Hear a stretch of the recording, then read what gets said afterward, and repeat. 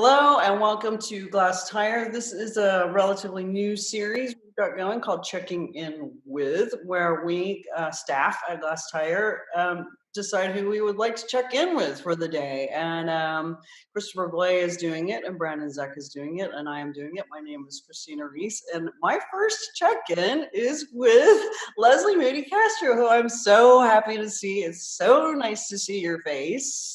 Oh, you too. It's so mutual. It's been so long since we've seen each other. No. So where are you right now?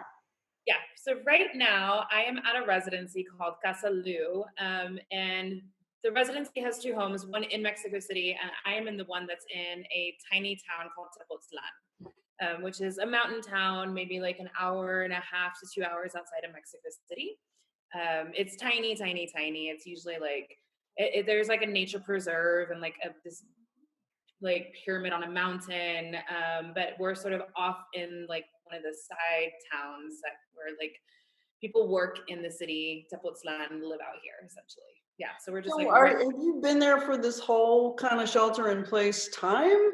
No, so when the shelter in place started, kind of when the lockdown really started happening in Austin, I left right before. Um, Hopped on a plane, went home to Mexico City, and did shelter in place in Mexico City for 2 weeks, and then I came out to the residency where I've been almost 2 weeks. It'll be 2 weeks on Friday, and I'm staying here until Sunday, and then I'm going back to my apartment in Mexico in the city. So why did you choose to do the sheltering in place in Mexico instead of in Austin? Oh gosh. I have a wonderful apartment in Austin that is on my parents' property. It's like a mother-in-law house that we have that I converted into an apartment essentially for me when I'm there. And then when I'm not there, we put it on Airbnb. And I'm close to my parents, who I'm very, very, very close to. I get to see them every day, but I also have enough of a distance. But the thought of like quarantining or sheltering in place, like my friend Chris Tomlinson was like, well, where do you see yourself being shut in for 2.5 weeks or more? And I was like, oh, Mexico City, obviously. And so it was just like my natural inclination. And so I was like, well, I'm not going to fight that, I have everything I need there. My house is super comfortable. It's where I like kind of shut myself in oftentimes anyway between projects. And then the sort of mania of like panic shopping in the States and the news and like this sort of panic in general that was happening really just freaked me out and gave me major anxiety. And I'd been in Mexico through a few sort of crises, like the earthquake and immediately after the H1N1 flu a few years ago. And it's like things are just so different in the sense that like people are calm and take care of each other and like only use what you need and how can I help. And like Mexico in general has this very sort of distrust of its government anyway, which translates as everyone helping each other. And so I knew that that's what I was going to be getting into. And it just has been so calm. It's been so calm. So calm. So Yeah. when you were in Mexico City, even just recently, what was it like out and about? What were businesses doing? Were they shuttered? Were restaurants, were people out? What was going on? Very few people were out. I mean, I have to preface that by saying I live in Roma, which is not. Roma is fairly middle class and comfortable, and so a lot of people do have the luxury of staying home. And so my neighborhood was pretty dead. Like there was no one out. It was really quiet. A lot of the restaurants were either closed or serving to go. You get to place a to go order. Most of the bars were closed already, and that was at the very beginning. So Mexico really started shutting things down right around the time that the United States was realizing it had a problem. So things started happening here about a week to 2 weeks prior, if that makes sense. Mm-hmm. So while we were still like 2 weeks behind the curve of the States, we were still 2 weeks ahead in preparation. Yeah, interesting. Well, you Yeah. and I have been emailing each other now for the last few weeks anyway, and one of the things that we've been kind of talking about is what it's done to our work. And you're a curator, and you have these various projects that have now had to sort of screech to a kind of halt. Yeah. Can you tell us about what the projects have been and what this has done to them for the time being? And even if you want to project, like how do you see it affecting it over the next 3 months, 6 months, year? Yeah, so this year was going to be really interesting because I was going to spend the first half of it basically on the road, and then the second half was going to be at home in Mexico City. So the first half, I guess right around now, I was supposed to be preparing to go to a residency in a very small town called Narva, which is on the border with Estonia and Russia. And I had done a residency in Tallinn, Estonia a few years ago, but I've been wanting to go back mainly because it's just like the border politics there are so interesting to me, which Yeah. is, something that I gravitate to. So this residency I'm at now, we decided to like proceed forward with that because we had all been sheltering in place. And so originally I was supposed to do an exhibition. Obviously I can't because we can't gather. And so I've been thinking about, how do I turn this into something that could potentially live online, which is something I'm working on. And then from here, I was supposed to go to Narva and basically be there on the border and traveling between Russia and Estonia and just writing about a border experience. And it was going to be the second time in my life that I had the opportunity to go to Moscow and St. Petersburg, and so I was really looking forward to it. I didn't take advantage of it the last time I was there, and this time I was just so excited about it. But obviously, that's not going to happen. When it happens, I don't know. So it's like that was going to be a writing project I was going to be working on, and kind of think through some other border writing projects that I wanted to do in the future. I really wanted to do a writing project where I did a road trip, typical, along the Danish-German border, which is the only democratically elected border in the entire world, which is like, that blows my mind. And so I was going to kind of test that idea out when I was in Estonia. I don't know when that's going to happen. Yeah, I guess, and then, I was going to come home and be in Mexico City from July all the way until December, which is sort of the longest time I've ever spent at home or in one place in years, honestly. And that was because I've been working on a study abroad program with UT Austin, and our students were going to come in August and then stay through the end of the semester, but that has been canceled. Yeah. Yeah. Unfortunately, that's kind of the most heartbreaking thing, is it's like 3 years of work. Yeah. It just really means that everything's in the air, and I'm okay with that. I like thrive in flexibility like that, and so it's not stressing me out at all. It's just like, there are more important, bigger things happening in the world right now, and I'm just gonna sit back. And Well, yeah, and one of the things that you and I have chatted about in the emails, and then before I started this recording, is how introverted actually we both are. Yeah. And you say that, and some people may be surprised about that. And you do get around. I mean, you get all over Texas. You travel, and you're out and about. But being kind of stuck in one place for days at a time is totally fine with me. I'm like, yeah, this is fine.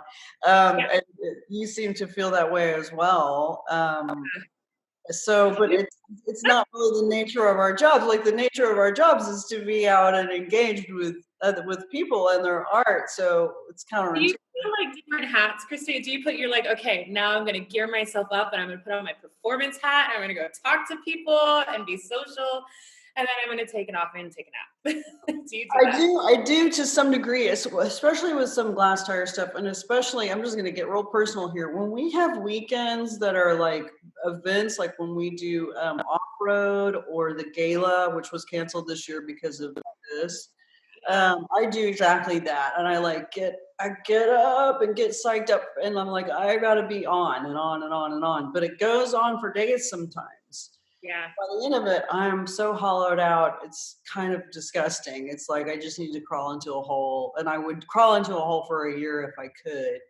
Now, you and I are both lucky in that so much of our interaction is with other creative people, with artists. Mm-hmm. And I let my guard down with artists all the time. I don't feel particularly, in fact, I feel like if I was being kind of performative with artists, that they'd be like, what are you doing?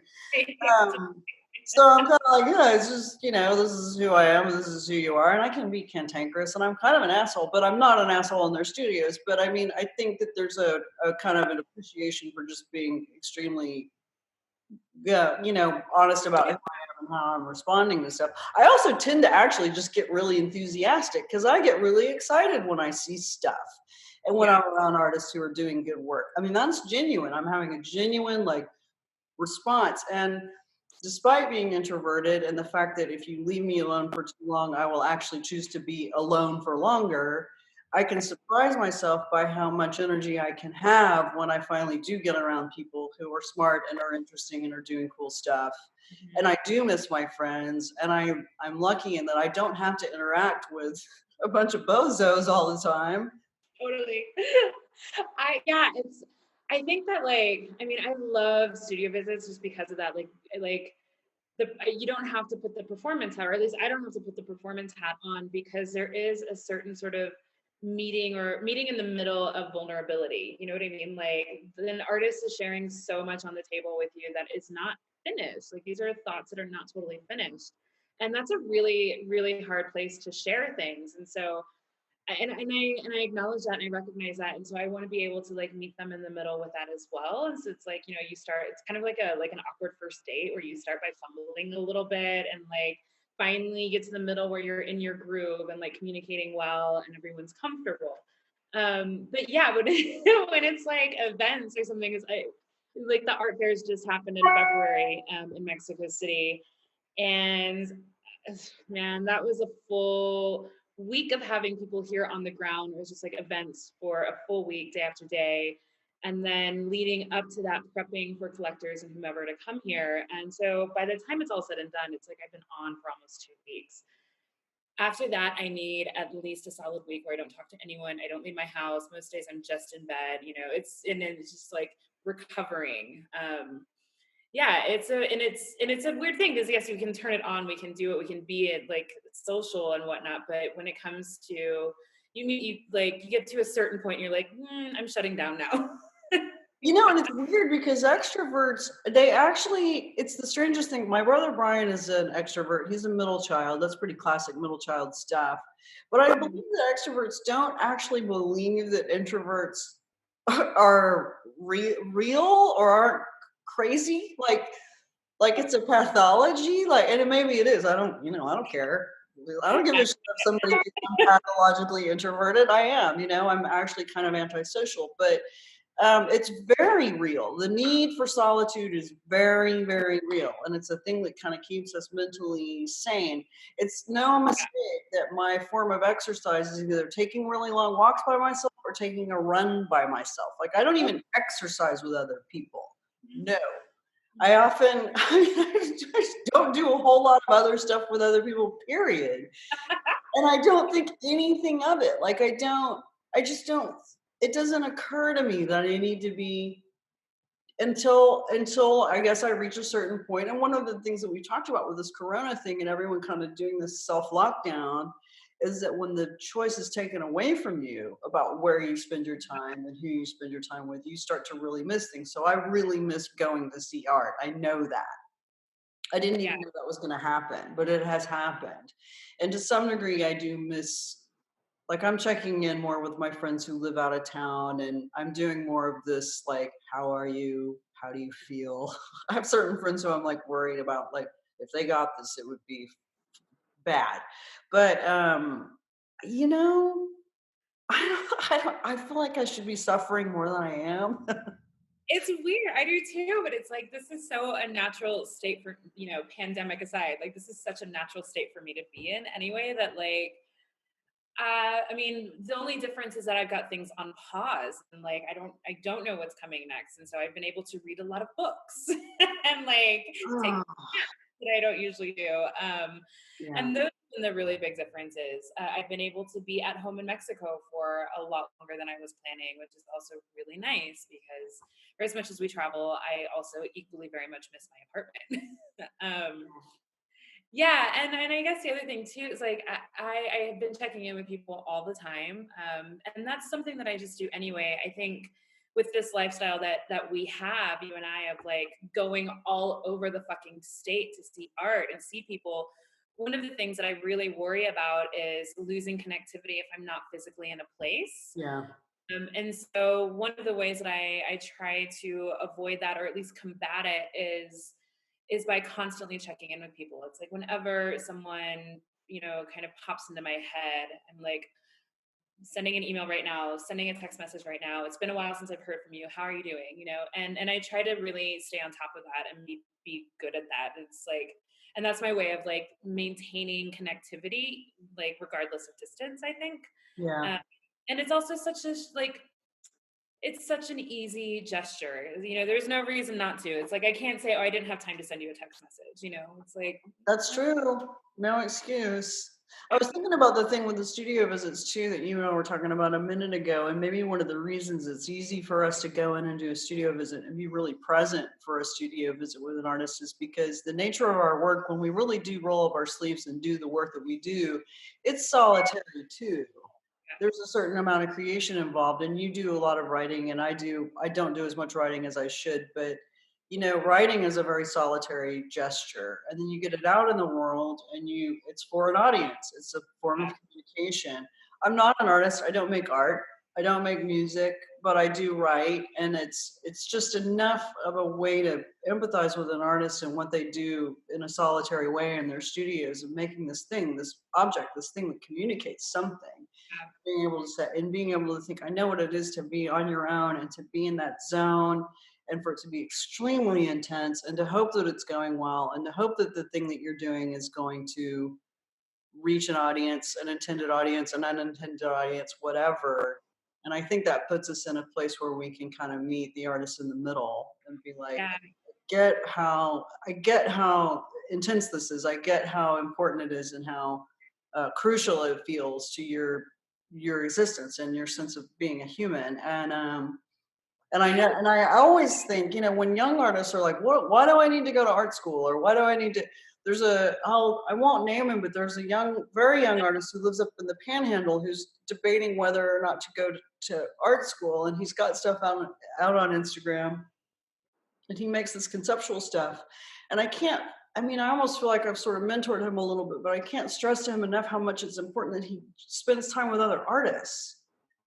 It's like see other artists and be with other artists and let them respond to your work and you respond to their work. And regardless, art is a social thing. It just yeah, is. yeah.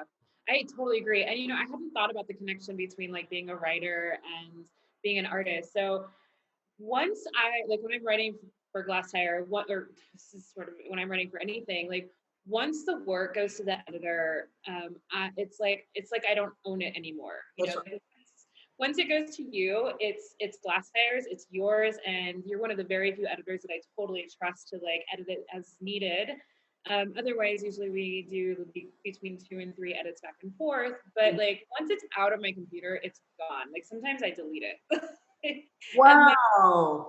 and then when it's out in the world, I like almost never read it again because it's just like the finality of putting words out into the world just like is the hardest part of my job and like the most anxiety ridden part of my job, and I love it, but like I just can't even I can't read it again. Like it's not mine anymore. It has a whole other life that like is beyond me, and that's where it's going to live, and I experience the life it had, as I was working on it and creating it. And it's just a really weird thing. It's I can't even imagine like the anxiety of an artist putting objects in the world and I think they're so brave. They're so brave to put a whole show of stuff that they've worked on for a year or 2 years or 5 years in one room for people to come in and respond to. yeah, And when something goes up on Glass Tire, something I've written or something somebody else has written, it is important to remember that we can't control how other people respond to that. I mean, that's just true in life too, is we can't control how other people think and feel about us necessarily. We can be the best people we can be and try to do the right thing and hope that it's fine. But I remember when I was still just a contributor to Glass Tire back in around, I probably started writing off and on around 2006 or 7, but Kelly Klassmeyer was my editor for a while. me And too. Yeah, absolutely. She was great too. She was a really good editor, and I really like Kelly. But I wrote something that or things that I wrote around 2010 or 2011 were sometimes a little bit aggressive, and there would be lots of comments and a lot of haters, just a lot of like, "Ugh." And she just always said, "Don't read the comments. Don't read the comments. Don't read the comments." And sometimes I tell contributors that now too, although we don't tend to let any abusive commentary come into the site, and comments have mostly moved off the site and onto social media. But yeah, not getting riled up and not feeling like you can own or control people's response to what you do is, I think, a huge part of making something and putting it out in the world. Yeah. I have very few writers who try to be controlling about their content, about what they've given me and how I edit it. I also just don't give them the chance. It's like, fuck you, I'm gonna do what I need to do to this, and then I'm gonna put it up. That's my MO. But I don't have time. And I hate that, actually. I hate not having the time to like seriously mentor, especially a young new writer.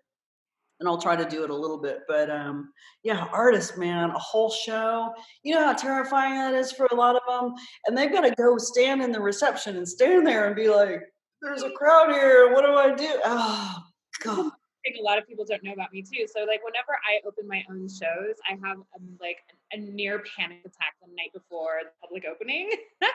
And usually I find a very strategic corner to hide in during the opening where like I can greet people one by one, but I'm still sort of hiding a little bit.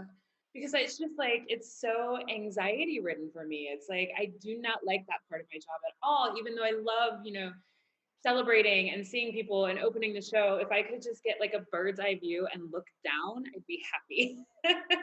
Like during Vignette last year, I actually found a broom closet and I hid in the broom closet for a Oh minute. my gosh, Leslie, that is so funny because I saw you the day before it opened. You so graciously walked me through that show, despite the fact that there was still clearly a lot to do. There was a And lot you seemed happening. so calm, but you told me, even as you were standing there with me, you were like, I'm on the verge of having an anxiety attack like you would not believe. And I'm like, wow, you seem so chill. But it wouldn't it be nice though to just like have like a drone in the room that's where you're like offsite. You're like at a bar. And you just watch people. You have a microphone on it or a speaker on it, sorry, so you can speak to the crowd, like, don't stand too close to that. But You're down again. have to be in the room.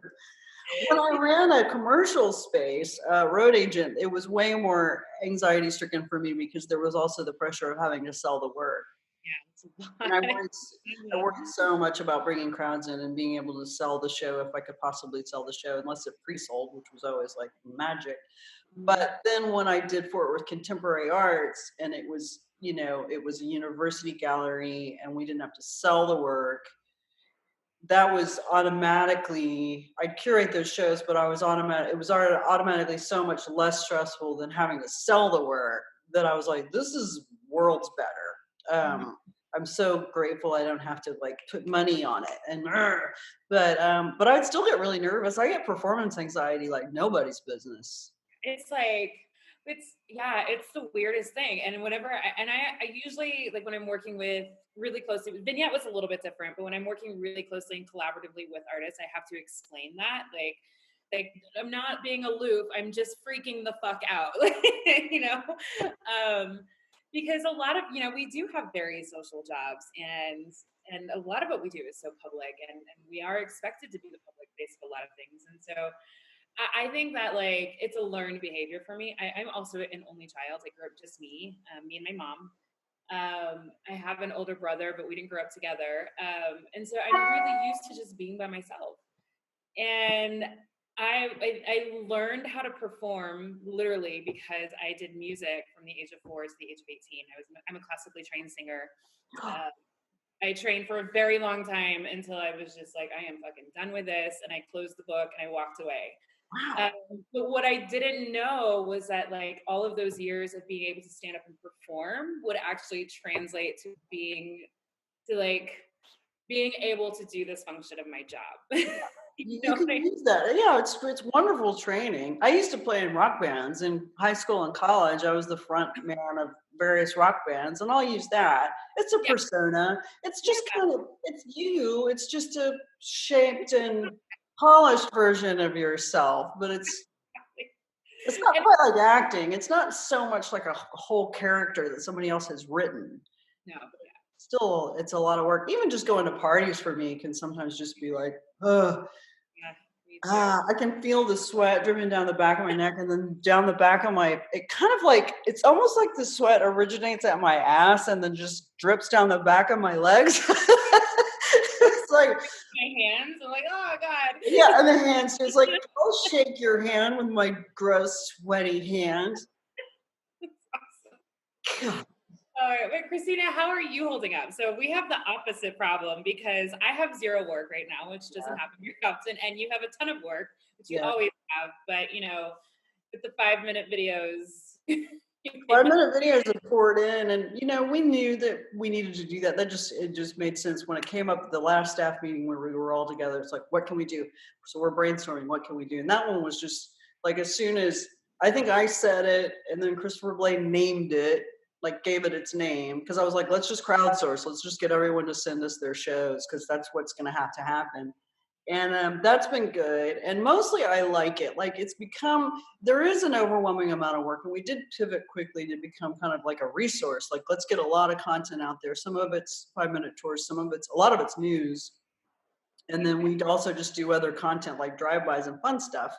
But now it's become kind of weirdly therapeutic. So every night, usually between 8 and midnight, I do the tours. Like, I start getting the tours up on the site, and Brandon does some of the tours, and Jennifer does some of the tours. I haven't done all 100 or 115 that we have up, but now it's become a thing. It's almost like a way of checking in, and I like it. It's like it's Conroe, Texas, or it's Midland, or it's Odessa, or it's somewhere in the hill country, and it's like, it feels nice. It's almost like a little getaway. I'm getting to know spaces that I didn't know before. I'm getting to have emails back and forth with people I've never emailed with before. So generally I like it. I'm not sure I've ever really been busier. That's true. But I can't take that for granted. I can't complain. I can complain. I can complain to you. I'll just tell people I'm too busy and I would love to read a fucking book. That would be awesome. Just to sit down and read it off.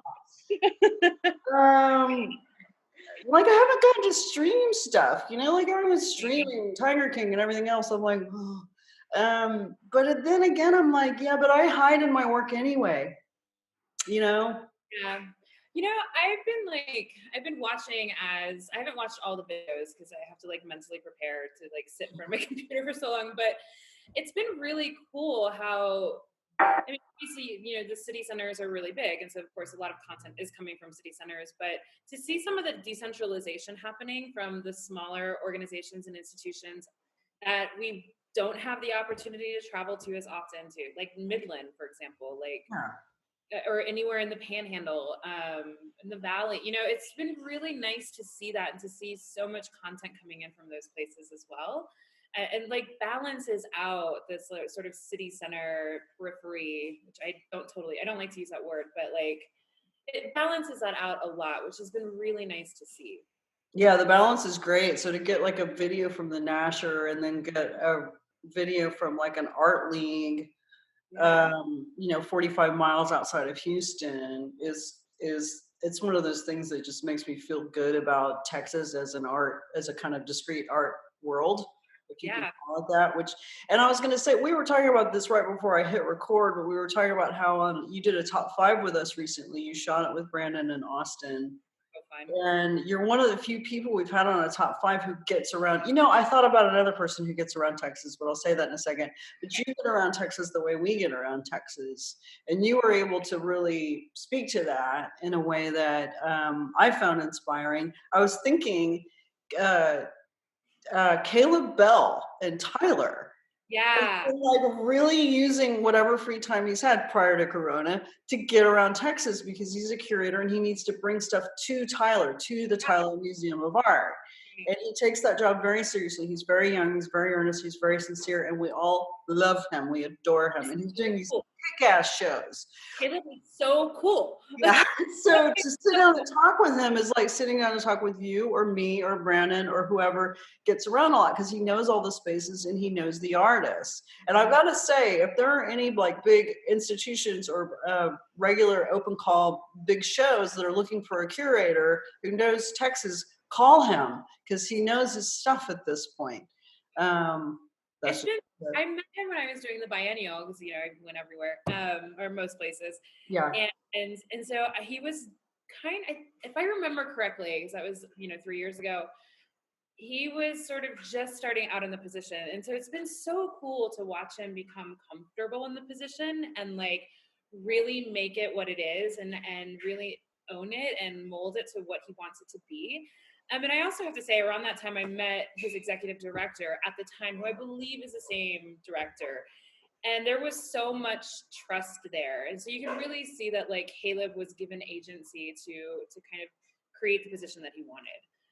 And it's so it's such a fine line that he walks there too, because of the board of that museum and where it is and the audience that they serve.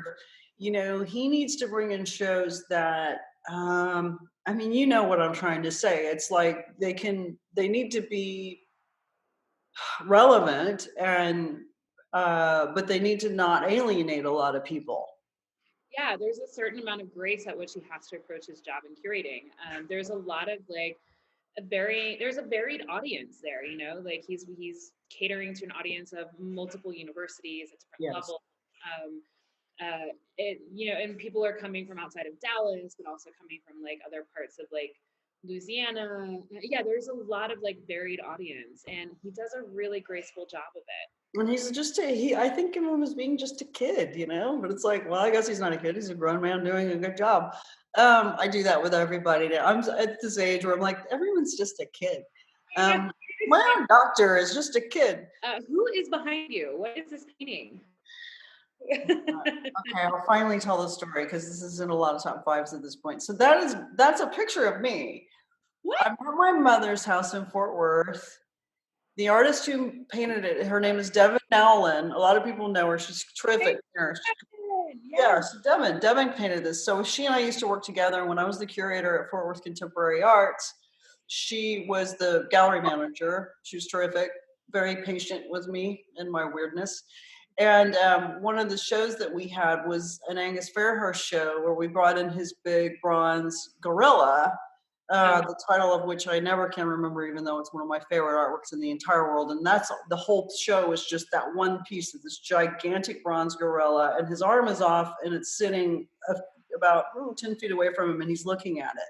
And Angus Fairhurst is a British artist who died. He committed suicide when he was pretty young, but Kenny Goss owns the piece, or he did own the piece. It actually went to auction. If I'd been a rich person, I would have bought it. But anyway, the thing weighs thousands of pounds. And so when Unified brought it, we all had to get it off the truck, and then we had to bring in a gantry crane at the last minute. So Cam Shep and Chris Powell and all these sculptors from TCU had to come in and help get this thing into place. It was crazy. But anyway, that's a picture of me pushing the gorilla. She's kind of recast it as it's like it's on a ship or something. Of course, it's this crazy like dream sequence version of it. It's from a photograph that she took. And my mom saw it, I guess, at Art Space 111 and bought it. And she swears to God that she did not know that it was a picture of her own daughter. Do you believe her? Do you believe her? I don't know. Kind of. I think my mom would probably buy something not knowing if I want it or not. Yeah, I could see my mom doing that too. Yeah, I mean, when I was like, that's me. She's like, oh, well, I just love a painting. So That's a really good story. Weird. Oh, I missed that gorilla, man. Anyway, so that is the story behind the gorilla and the painting that sits behind me. I'm in my mother's house in Fort Worth. My apartment in Houston has no furniture in it. I just moved into it when all this stuff was happening. My furniture didn't make it down from North Texas. So I could be living in it, but I'd be sleeping on the floor, and there's no chair, there's no couch, there's no kitchen stuff, there's nothing. So yeah, I'm in Fort Worth. It's nice. Yeah, it's Being around the parents is good. I miss Houston. I'll be back when I can. You'll be back in Austin when you can be. Yeah, We'll get moving again when things open back up. I know it's going to be a different world, but we'll do the best we can with it. yeah, it'll be a different world. But we're flexible. We adjust as we need to. That's our life. That's And I right. think about it a lot too. Like there isn't actually much precedence for our contemporary art world. We're always shaping it as we need to, and so we will shape it as we need to again. Yeah, and we're all trying to guess what it's going to look like, and we have no idea. And it's fun to kind of play the game, and yet at the same time, it's also really depressing because we know how many people are going to be unemployed, and it's terrifying. Yeah, Uh, that's um, but the reassessment of stuff, the reset. Neil and I are in the middle of doing one of our email conversations for publication, and I think I'm going to call it the big reset because so many people are reassessing everything, all their priorities, and what wasn't working about. And Texas is its own special case because again, it's kind of a discrete. It's part of the larger art world, and yet it's not. And Texas artists who choose to live and work in the state, they're kind of the art world, and they're kind of not. So what happens here versus what happens internationally may not necessarily match up, and they may not need to, which is going to be an interesting thing. But I play the guessing game with myself. I lay awake at night. I'm like, what the fuck is gonna what does what? And I'm sure you do too. And we don't know. And it's certainly, like yeah, I don't know, but we'll be as flexible and responsive as we can be. And I think you and I are in a position to try to be as helpful as possible. That's the thing. It's like, how can I help? yeah, yeah. And I've been doing a lot of like, what can I do? How can I help? I am extremely lucky because I just finished a big private curatorial gig, and so like I am financially okay. Like I don't have to worry. So I'm just sort of obviously the money's going to run out, but like I don't need to like rush to emergency services, which those things should stay for people that really need them. Yeah, And like anytime I get a big check, I also set aside a certain amount of money to like buy art because I know.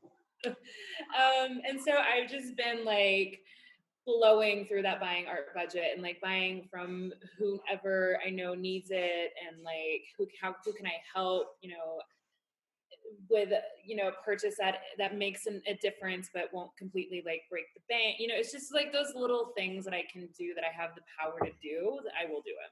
Yeah, absolutely. Me too. And I haven't purchased art lately. I am actually starting to get really worried about money, but I do buy art, and I've got a lot of art, and I want to live with it. I'm ready to get it into my new Houston place and just be surrounded by it. There's nothing more pleasurable and satisfying than waking up in the morning and looking at the art that you've bought for yourself of all these people you love and care about, and they make this fucking awesome stuff, and you're like, It's it's the like best. It's the best feeling. it's the best feeling. And so I fantasize about a sort of semi-normal future in Houston, but it will be in my furniture that I've also collected over the years. That's mine. But I know it will look different from what I'm thinking it's going to look like, that life. But yeah, I am sort of yearning for a certain normalcy as well. But we'll see. Yeah, Um, I guess, I do get into the spirals of like keeping myself up at night, like what is this going to be? What is this future going to be? And then at the end of the day, it's like I literally cannot control any of it. So then I focus on like weird things that I can control. Like there you after Harry Potter, I'm going to be reading next. Yeah, there you go. Good for you. That is healthy. And for Yeah. those of us who worry a lot and have some anxiety, you're doing exactly what you need to be doing. Well, thank you for doing this and for being my first check-in. I really am honored, and it's good to see. It's always good to see you, actually. Really good to see you. So we will get this up in the coming days, and then everyone else will get to see you as well. And that's it. I will stop the recording.